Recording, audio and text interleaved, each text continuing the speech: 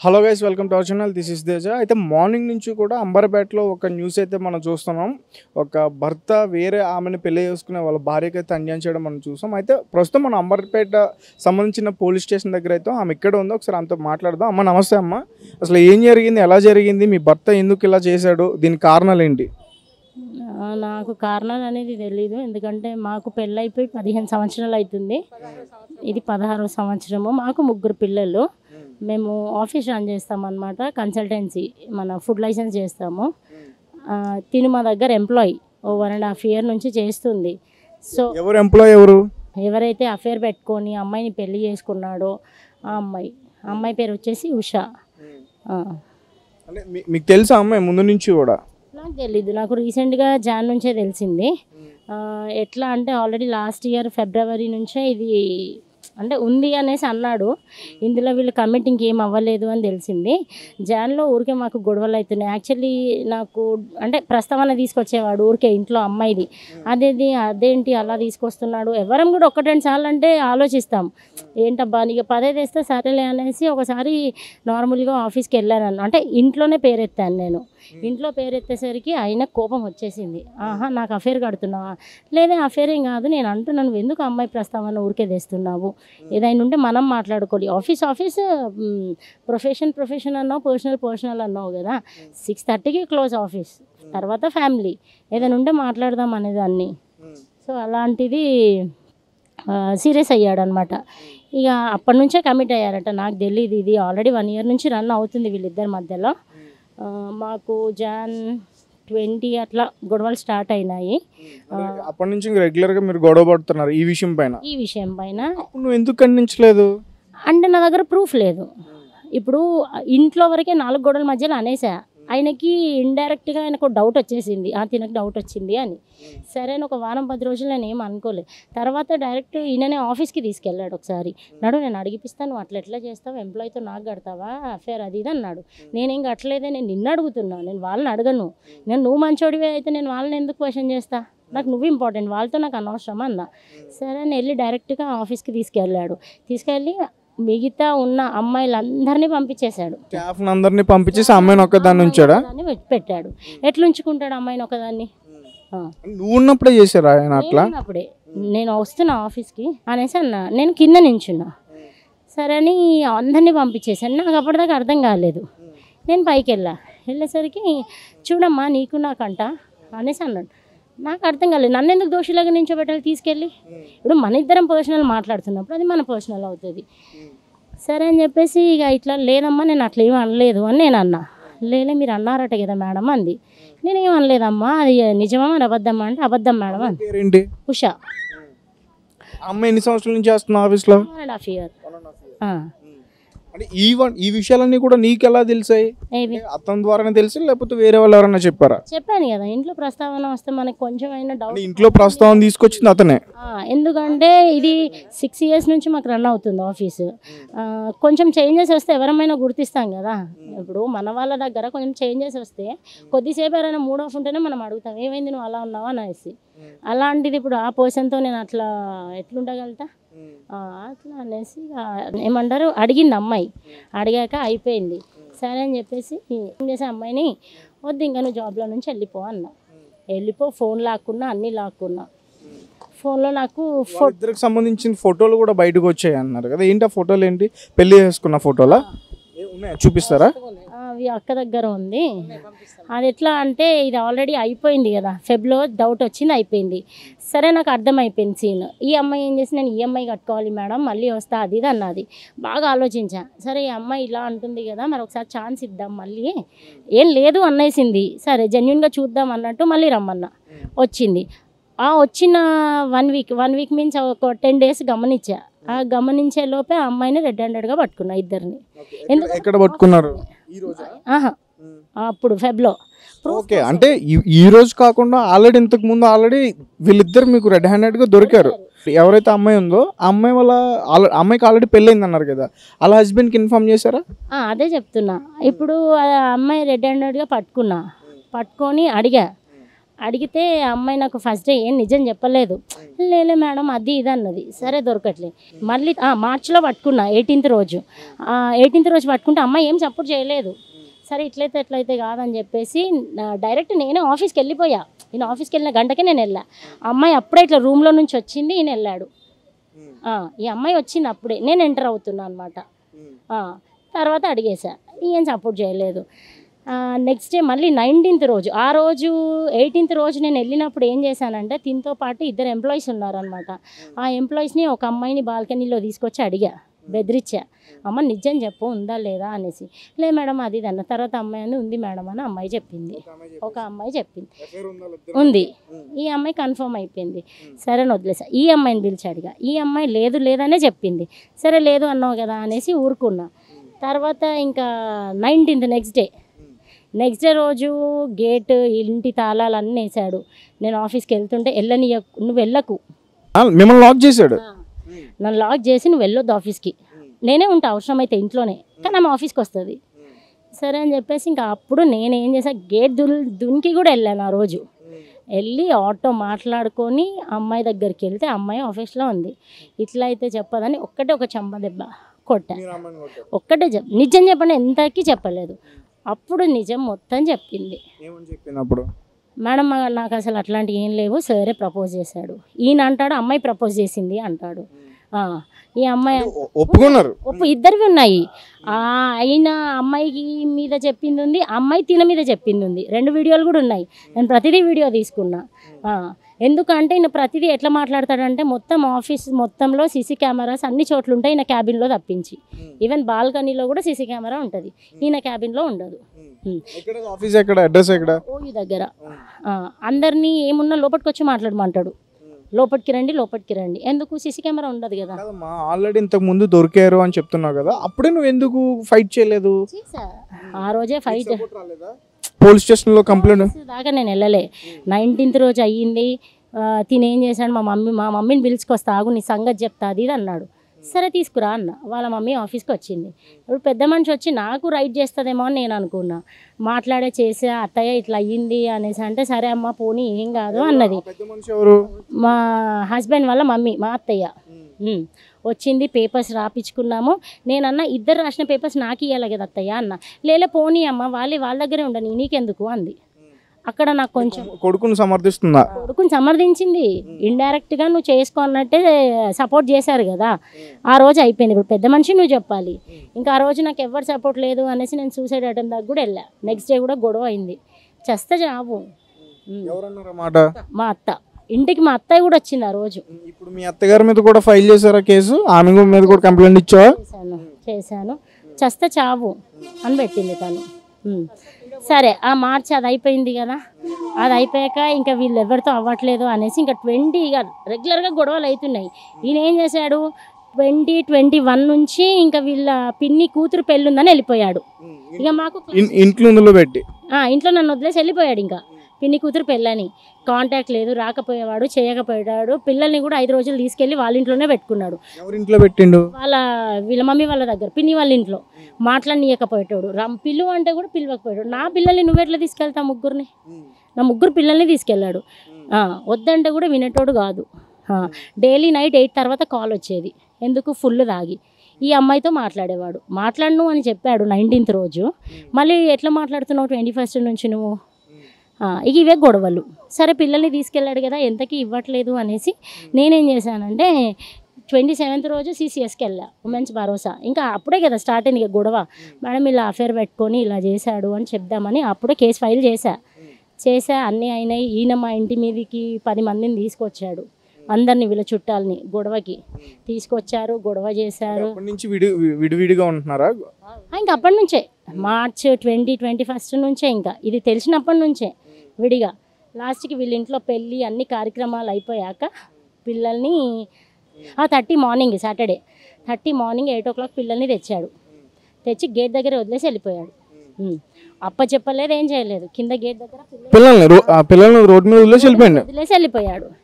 వెళ్ళిపోయి next day Sunday 31 March 31 అమ్మాయిని Saturday రోజే పిల్లల్ని వదిలేసి అమ్మాయిని తీసుకొని వెళ్ళిపోయాడు. ఈ అమ్మాయి ఇక్కడ షెటన్ హోటల్ దగ్గర ఉంటుంది, అంబర్పేట్. అక్కడ అమ్మాయిని కారు ఎక్కించుకొని వెళ్ళిపోయారు. బెంగళూరుకి వెళ్ళారు. ఆ రోజే ఈయన నైట్ అంతా రాలేదు. రాకపోతే సండే రోజే నేను ఏం చేసా, మన చిక్కడపల్లి పిఎస్కి వెళ్ళి కంప్లైంట్ ఇచ్చా. సార్ మా హస్బెండ్ ఇంకా రాలేదు, ఇట్లా పెళ్ళని వెళ్ళారు అనేసి. ఆల్రెడీ 27th రోజు నేను సిసిఎస్లో కంప్లైంట్ ఇస్తే కౌన్సిలింగ్ కూడా చేశారు ఆ రోజు. నెక్స్ట్ కౌన్సిలింగ్ మాకు 3rd ఇచ్చారు. అది జస్ట్ ఏమని పెట్టా, ఇల్లీగల్ అఫేరు, వినట్లేదు చెప్తే. నేను నా నుంచి చాలా ప్రయత్నం చేశా, ఎంతకీ వినకపోతే నేను లీగల్కి వెళ్ళాల్సి వచ్చింది. అప్పటి వరకు మా నలుగురు మధ్యలోనే సార్ట్అవుట్ అయిపోయేది కదా. మా అత్తయ్య కరెక్ట్గా ఉండుంటే నేను బయటికి వెళ్ళేదాన్నే కాదు.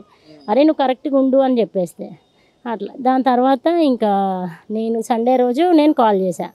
ఎక్కడున్నావు అంటే ఎందుకు నీకు అన్నాడు. లేదా ఎక్కడున్నావు అంటే ఎక్కడున్నానో నీకు తెలుసు, నాటకాలు చేయకండి, నేను ఉషాని తీసుకొని వచ్చేసా, పెళ్ళి చేసుకుంటున్నా, ఫోటోలు పెడతా, ఎంజాయ్ చేయండి, ఏం పీక్కుంటారో పీక్కో అన్నాడు అని నైట్ 11 o'clock పిక్స్ పెట్టాడు. పెళ్లి చేసుకున్న పిక్స్ పెట్టాడు. పిక్స్ పెట్టిన తర్వాత మీరు కంప్లైంట్ ఎందుకు ఇవ్వలేదు? కంప్లైంట్ ఎక్కడ, నైట్ పెట్టాడు. కళ్ళు తిరిగి పడిపోయా, అన్కాన్షియస్ అయిపోయా. ఇంటి దగ్గర ఉన్న క్లినిక్కి మా వాళ్ళు పట్టుకెళ్ళారు, అడ్మిట్ చేశారు. మొత్తం మా పేరెంట్స్, మా అక్క వాళ్ళు ఉండి చూసుకున్నారు. ఇంకా నాకు మండే రోజు నేను వెళ్ళా, ఎంత బాగాలేకున్నా సరే అని చెప్పి మండే రోజు వెళ్ళా. ఫస్ట్ రోజే వెళ్ళేసరికి మేడం చూసి ఇవన్నీ మేడం వాళ్ళు షాక్ అయ్యారు. అదేంటి ఇన్ని చెప్పాడు, ఇప్పుడు ఇలా చేశాడా అని చెప్పి చేసి ఫస్ట్ రోజే ఎఫ్ఐఆర్ ఫైల్ అయిపోయింది. సో ఆ రోజు నుంచి ఈ రోజు వరకు పోరాడుతూనే ఉన్నా. రెడ్ హ్యాండెడ్గా పట్టుకోవడానికి మీరు ప్రయత్నాలు చేశారు. ఇప్పుడు చేసా, అప్పుడు కూడా చేశాయి కదా. ప్రూఫ్ లేని ఎవరు మాట్లాడారు. అప్పుడు దొరికారు కాబట్టి, ప్రూఫ్ ఉంది కాబట్టి ఈయన ఇన్ని మాట్లాడాడు. ప్రూఫ్ లేకుంటే నాకు అసలు ఇంత ఉండకపోయేదాన్ని నేను. బెదిరింపు చర్యలు కూడా చేశాడమ్మా మీ మీద? చేశాడు. బెదిరింపు చర్యలు ఎక్కడ అంటే, ఈయన అమ్మాయిని 31st మార్చికి పెళ్లి చేసుకొని వెళ్ళాడు కదా. తను ఆల్మోస్ట్ ఒక 17-18 రోజులు బెంగళూరు తీసుకెళ్ళాడు, పెళ్లి చేసుకున్నాడు, ఊటీ అవన్నీ తిరిగేసి వచ్చారు టూరు. ఇదే అంబర్పేట్ పిఎస్లో 17th ఏమో ఇక్కడికి వచ్చాము, 17th or 18th ఇక్కడికి వచ్చాము. ఇక్కడికి వస్తే అమ్మాయి ఏమందంటే నాకు హస్బెండ్ వద్దు అని చెప్పేసింది. చెప్పిందా? ఇక్కడ నా పిఎస్ రాదు కదా. సో ఆ అమ్మాయికి పర్మిషన్ ఇచ్చారు హస్బెండ్తో మాట్లాడుకోమనేసి. ఇచ్చేసరికి ఏమన్నారంటే ఆ అమ్మాయి అంది, లేలే నేను మా హస్బెండ్ వద్దు అనేసి ఫేస్ టు ఫేస్ చెప్పింది. వాళ్ళ అబ్బాయి కాళ్ళ మీద కూడా పడ్డాడు, మమ్మీ రా ఇంటికి వచ్చేసేయి అనేసి. 12 years బాబు, ఇంతకుముందు చూశారు కదా ఆ బాబుని. మమ్మీ వచ్చేసేయి అంటే కూడా రాలేదు అమ్మాయి. వద్దొద్దు నాకు ఈ డాడీ వద్దు, ఆ డాడీయే కావాలి అంది అబ్బాయితో అక్కడే. సరే అనేసి నేనేం చేశాను, నా హస్బెండ్తో మాట్లాడే ఛాన్స్ దొరుకుతుందేమో అని వీళ్ళని అడిగాను. నాకు వీళ్ళు ఛాన్స్ ఇవ్వలేదు. లేదమ్మా మీ హస్బెండ్ లీగల్గా వెళ్తాడంట, ఏదున్నా లీగల్గా చూసుకో అని చెప్పారనమాట. సరే సరే అన్న. సో ఇది నా పిఎస్ కాదు, నేను కూడా గట్టిగా అడగలేను అనేసి నేను ఊరుకున్నా. మళ్ళీ తర్వాత నెక్స్ట్ డే ఫ్రైడే రోజు మన భరోసా సెంటర్కి వెళ్ళాం. అక్కడికి ఈయన వచ్చాక నువ్వే కావాలి నాకు అంటాడు. షాక్ అయిపోయా, అదేంటి నేను కావాలని, మొన్న అయితే అమ్మాయి చెప్పింది, మళ్ళీ ఇప్పుడు నేను కావాలంటాడేంటి అనేసి. లేలే నాకు నువ్వే కావాలా, ఆ అమ్మాయి వద్దు, వదిలేస్తా, ఏదో తప్పు చేసా, అయిపోయింది, తిరిగేసా, వచ్చేసా నేను అన్నాడు. సరే జెన్యున్గానే అంటున్నాడేమో అనేసి నేను అనుకున్నా. అప్పటికి ఫ్రైడే అంతా మాట్లాడలేదు, ఓన్లీ సిసిఎస్లోనే మాట్లాడా. సాటర్డే కూడా మాట్లాడలేదు, కాంటాక్ట్ లేవు. ఇంకొకసారి వెళ్ళిపోయాక నేను కాంటాక్ట్లు అన్నీ బ్లాక్ చేశాను, మాట్లాడొద్దనే డిసైడ్ అయ్యా. మెసేజ్లు ఏమి, ఈయననే కాల్స్ కాంటాక్ట్ చేయడం స్టార్ట్ చేశాడు April 3rd నుంచి నాకు. సో అదంతా అయిపోయాక ఫ్రైడే రోజు నేను కావాలని చెప్పాడు కదా. సరే అని చెప్పి ఫ్రైడే సాటర్డే నేను మాట్లాడలేదు. సండే నైట్ నాకు కాల్ చేశాడు. ఏంటి అంటే, లేలే నేను చాలా తప్పు చేశాను, నన్ను ఈ ప్రాబ్లంలో నుంచి బయటికి తీసుకొచ్చే ఛాన్స్ నీకే ఉంది, నువ్వే తీసుకురా ఎట్లయినా, నేను తప్పు చేశా అన్నాడు. సరే జెన్యునే కదా అని చెప్పేసి ఆలోచించు. గేమ్ ప్లే ట్రై చేశాడు, నేను ట్రై చేశా. అంటే సరే నేను ఒక ఛాన్స్ ఇచ్చా. మండే రోజు పిల్లల కోసమైనా సరే తప్పదన్నట్టు మీరు ఇంకా ఛాన్సులు ఇచ్చాను, ఇప్పుడే కాదు. ఇక మండే వదిలేసి ట్యూస్డే మార్నింగ్ వెళ్ళాం, సిసిఎస్కి వెళ్ళాము. వదిలేస్తా అన్నాడు, పేపర్ రాసుకున్నాము, అన్న అయిపోయాయి, ఒకరికొకరు మాట్లాడుకోమన్నారు, అన్న అయిపోయాయి. అక్కడికి సిసిఎస్కి వెళ్ళాక అమ్మాయి అంది, నా ఫోర్స్ మీద ఏం రాలేదు మేడం, తినే నన్ను ఫోర్స్ చేశాడు, మీరు వాట్సాప్లో చాట్ చూడండి, నేను రాకపోతే ట్రైన్ కింద పడి చచ్చిపోతా అన్నాడు తిను. ఆ అమ్మాయి రాకపోతే మెసేజ్ మొత్తము మెసేజెస్. మొత్తానికి ఎక్కువగా మీ హస్బెండ్ తప్పు ఉంది చాలా. అయిపోయింది ఆ అమ్మాయి. ఇప్పుడు మీరు ఫైనల్గా చెప్పండి అండి, ఇప్పుడు మీరు ఏం డిమాండ్ చేస్తున్నారు పోలీసులని? పోలీస్ నుంచి నేను ఏం డిమాండ్ లేదు, నాకు ఆల్రెడీ ఛార్జ్ షీట్ వేసా, కోర్టులో నడుస్తుంది. ఈ నెల నుంచి నన్ను చేసిన హరాస్మెంట్ మెంటలీగా ఎమోషనల్గా నేను తట్టుకోలేకపోయా చాలా రోజుల నుంచి. అమ్మాయి వెళ్ళిపోయింది, ఏదో అమ్మాయి వెళ్ళిపోయింది, మళ్ళీ 3 డేస్కి అమ్మాయిని పిలుచుకున్నాడు. తినే డబ్బులు వేసి మరీ టికెట్ వేసి అమ్మాయిని పిలుచుకున్నాడు. అమ్మాయి వాళ్ళు ఎక్కడ ఉండేది, వాళ్ళ ప్రాపర్ ఎక్కడ? ఏలూరు అనేమో అన్నారు, ఏలూరు. ఆ అమ్మాయి వెళ్ళిపోయింది, మళ్ళీ వచ్చింది. ఆ రోజు నైట్ వచ్చింది. ఆ అమ్మాయి కరెక్ట్గా వాళ్ళ ఇంటికి వెళ్ళిపోయింది. మరి నువ్వెందుకు రాలేదు ఆ రోజు మా ఇంటికి? సో మళ్ళీ నువ్వు పిలుచుకున్నావు అమ్మాయిని. సో 1 మంత్ నుంచి ఈ 1 మంత్ పీరియడ్లో నరకం చూపించాడు లిటరలీ. ఇప్పుడు పోలీసులు ఏమంటున్నారమ్మా మీరు మాట్లాడుతుంటే? పోలీసులు నేను ఇంకా పోలీసులను చాలాసార్లు అప్రోచ్ అయ్యి అలసిపోయా. ఎక్కడ ఏది కాదు, నాకు ఫేస్బుక్లో హరాస్మెంట్ అవుతుంది, అందరూ నువ్వు పెట్టావా అని అడుగుతున్నారు. నేను కాదు అని ఎంతమందికి అని చెప్పుకోను? నా ఫేస్బుక్ ఐడిలో తను పెడతాడు. ఏంటి ఫేస్బుక్ ఐడిలో ఏం పెడుతున్నాడు అంటే love you, sorry for all mistakes అని అట్లా పెడతాడు. తను పెళ్లి చేసుకున్న ఫేస్బుక్లో, తను పెళ్లి చేసుకుని కూడా ఫేస్బుక్లో తనే అప్లోడ్ చేశాడు. ఈ అకౌంట్ నుంచి పెడుతున్నాడు. నువ్వు ఎప్పుడు అడగలేదా నువ్వు ఎందుకు అట్లా పెడుతున్నావు అంటే? అంటే నేను బ్లేమ్ చేయడానికి కూడా ఆల్రెడీ చేసేసాడు. సుమన్ టీవీలో ఇచ్చాడు, నేను చచ్చిపోతున్నా, నా చావుకి వీళ్ళందరూ కారణం అని మా ఇంటి వాళ్ళ పేర్లు చెప్పాడు. ఎందుకు చెప్తావు? నా నుంచి నీకు కాల్ రాలే, మెసేజ్ రాలే, మేము బెదిరించలే, ఏం చేయలే, నేను ప్రాపర్ లీగల్గానే వెళ్తున్నా, నువ్వెందుకు నన్ను డిస్టర్బ్ చేస్తున్నావు? లాయర్తో కాల్ చేయించి హరాస్మెంట్ చేపిస్తారు. లాయర్ ఏమంటుండు? లాయర్ నాకెందుకు కాల్ చేయాలి? వాళ్ళ లాయర్ నాకు కాల్ చేసే రైట్స్ ఎక్కడున్నాయి? కాల్ చేసి ఏమంటున్నాడు లాయర్? డివోర్స్ ఇస్తావా లేదా? అదేంటి నేనెందుకు మీకెందుకు చెప్పాలి? లేలే అమ్మ ఊరికే కనుక్కోవడం. ఫస్ట్ అట్లా బెదిరించినట్టు మాట్లాడాడు, ఊరుకున్నా. సెకండ్ టైం కాల్ చేశాడు, చెప్పాను కదా సార్ అది ఇది అన్న. థర్డ్ టైం నైట్ 9:30కి తాగేసి మాట్లాడే అవసరం ఏ లాయర్కి ఉంటుంది? నైట్ లాయర్ పేరు ఏంటి? లాయర్ పేరు వసంత్. నంబర్ ఉంది, ఆడియో రికార్డింగ్ కూడా ఉంది. నేను అన్నా ఈ టైంకి మీరు ఊరికే ఇలా కాల్ చేయొద్దు నా లేలేమ్మా, జస్ట్ లాయర్ గురించి కూడా వాళ్ళకి చెప్పావా, ఫిర్యాదు చేసావా? చెప్పాను. ఇక అది మీ పర్సనల్ అమ్మ, బయట చూసుకోండి అంటున్నారు వీళ్ళు. బయట చూసుకోవడం ఏంది? తను ఆ టైంలో ఫోన్ చేశాడు, నీకు సమస్య వచ్చింది, పోలీస్ స్టేషన్లో కదా నువ్వు కంప్లైంట్ ఇవ్వాల్సింది. రైటే లేదు కదా నాకు కాల్ చేసేది. నేను ఒకటే అన్నా, సార్ వాళ్ళు మిమ్మల్ని అప్రోచ్ అయ్యారు, నేను మిమ్మల్ని అప్రోచ్ అవ్వలేదే. మీరు లీగల్గా ఎలా ప్రొసీడ్ అవ్వాలో అలా ప్రొసీడ్ అవ్వండి, నాకు ఎట్లా కాల్ చేసే రైట్స్ మీకేంటి? లేలే అమ్మా నీ ఒపీనియన్ అనుకుంటున్నా యాజ్ ఏ బ్రదర్గా మీరు నాకు పరిచయమే లేదు. బ్రదర్ అంటే బ్రదర్ విడిపోమని చెప్తాడా? లేలే నన్ను నా ఒపీనియన్ మీకెందుకు? అంటే ఇప్పుడు ఏంటి, అతను అయ్యో మీరు స్వాధీనం చేసుకున్న అతనికి సంబంధించిన మీ ఆయనకి సంబంధించినవి. మా ఆయనకి ఎట్లయితుందండి? వైఫ్ అండ్ హస్బెండ్స్ అంటే అన్నీ ఒకటే కదా. నేను స్వాధీనం చేసుకున్నది ఏం లేదే.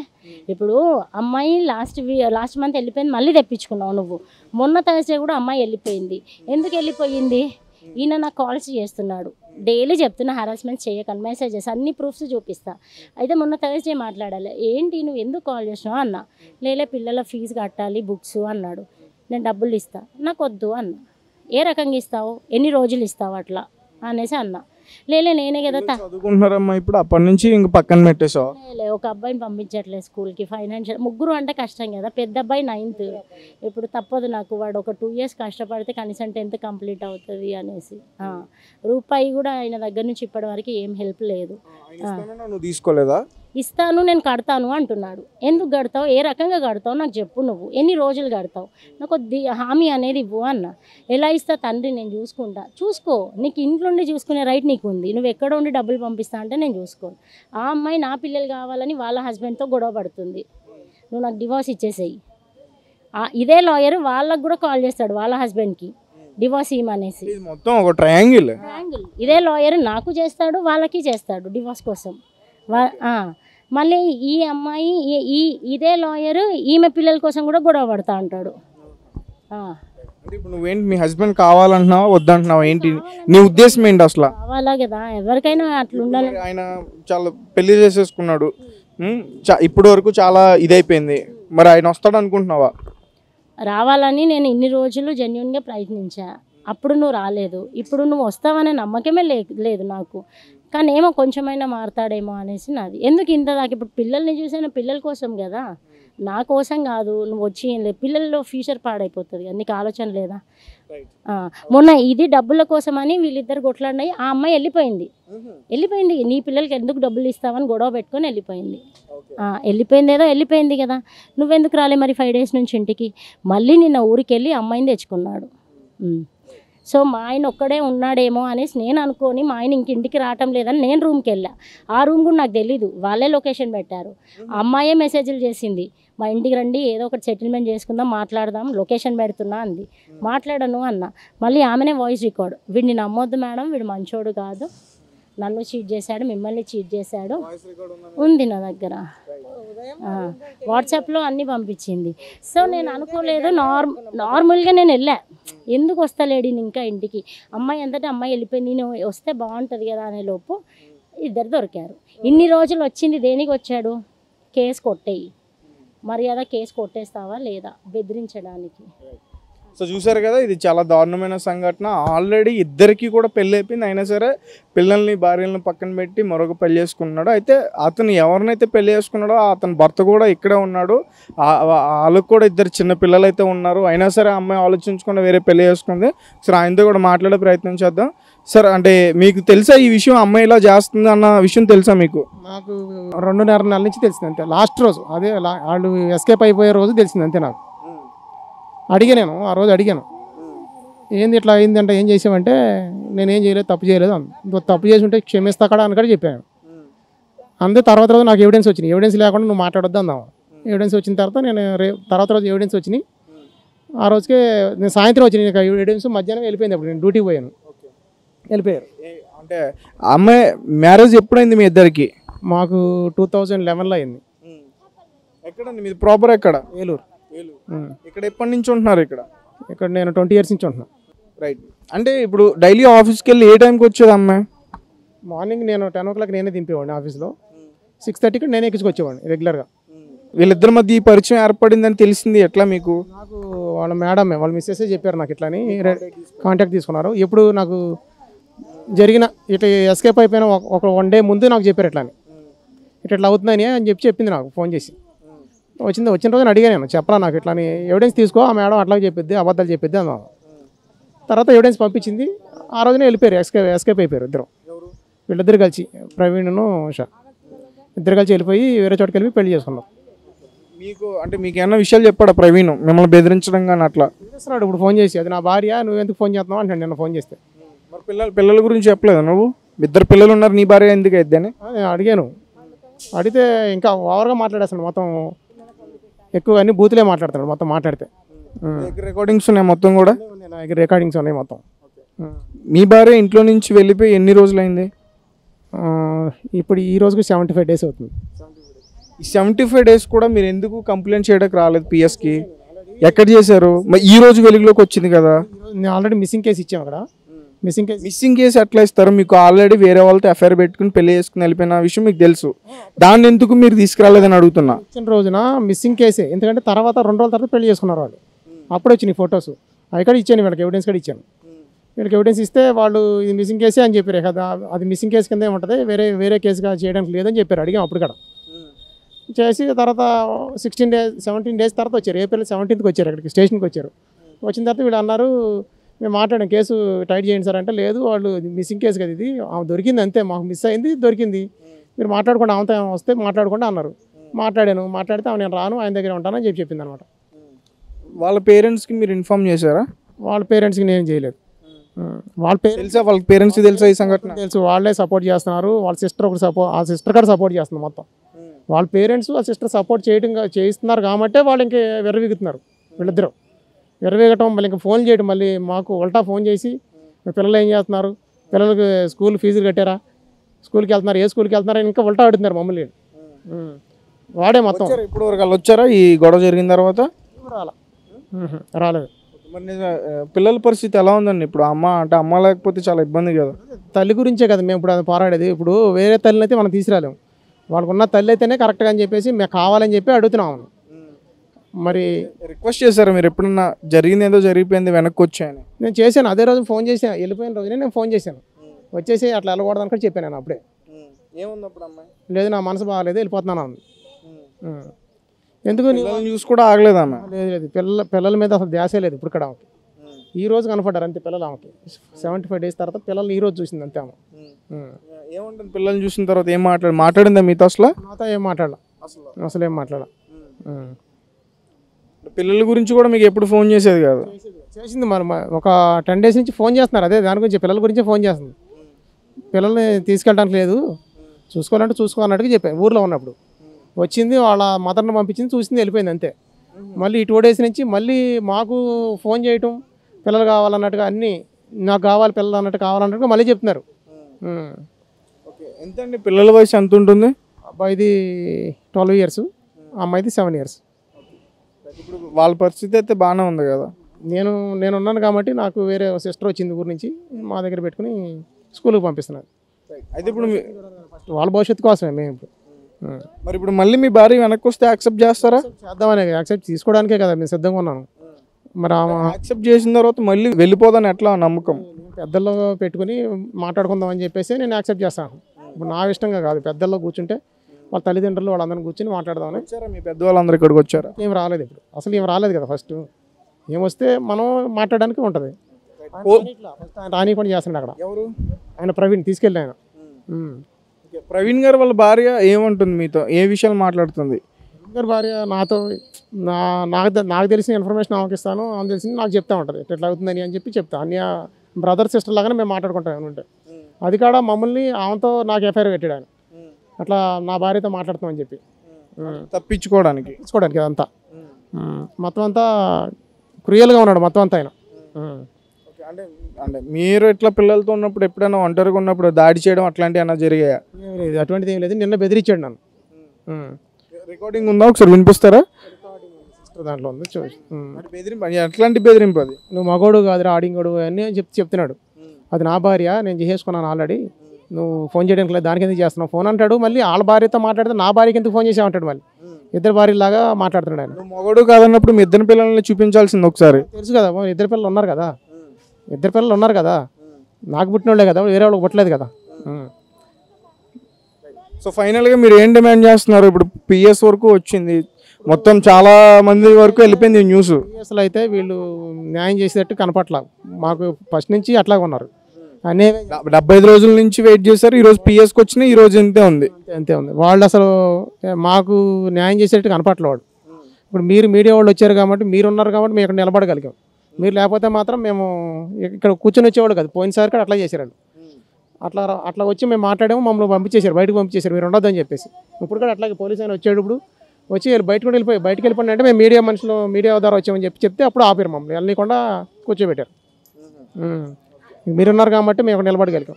మీరే ఏదన్నా మంచిగా న్యాయం మీ ద్వారా అన్నా మాకు జరుగుద్దని చెప్పి మేము కోరుకుంటున్నాం.